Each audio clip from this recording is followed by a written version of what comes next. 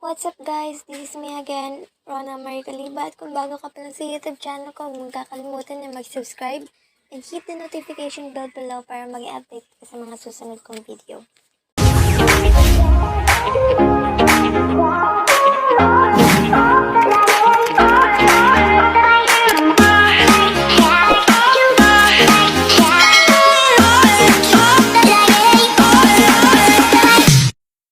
A few moments later. So what's up guys, this is me again, Rona Caliba, and we're about to discover different types of chemistry in nature. So first, I'm going to identify the different types of chemistry.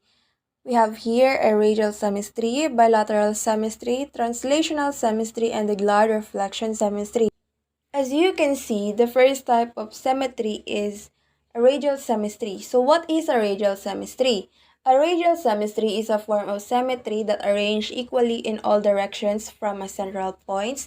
Thus, any plane through the central points will divide it into mirror image pieces.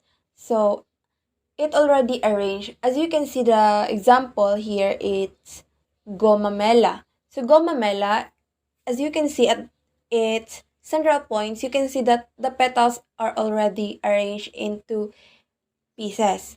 And it reflects to each other. It looks like the mirror. What you can see to the other side, you can see it also in the other side. So that's one considered as a example of the radial chemistry.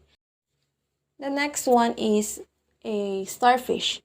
So when you look at the starfish, you can say that it's already arranged equally, even though it's not into pieces, but you can see that it's already divided.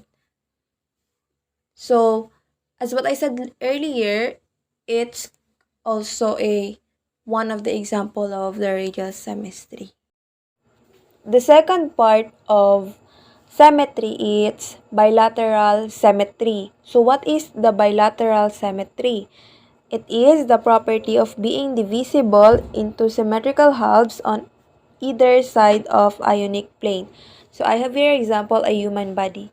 It is arranged on opposite side of our median axis. So as you can see, it's only one plane can be divided the individual into essential identical halves. So isang plane lang ang dapat.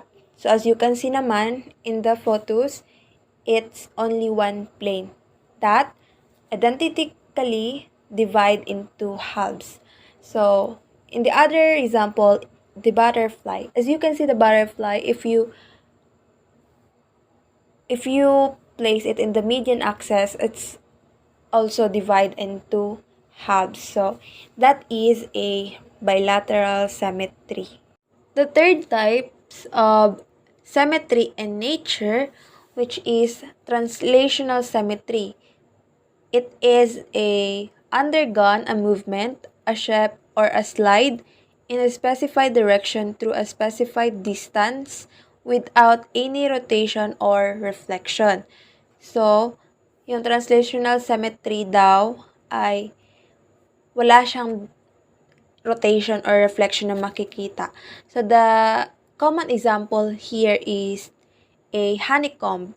Kung nakikita mo yung honeycomb, it has a pattern that can be divided by straight lines or into a sequence of image that are identical. So, nakikita naman natin yung honeycomb na may pattern siya. Hindi mo makikita yung reflection doon.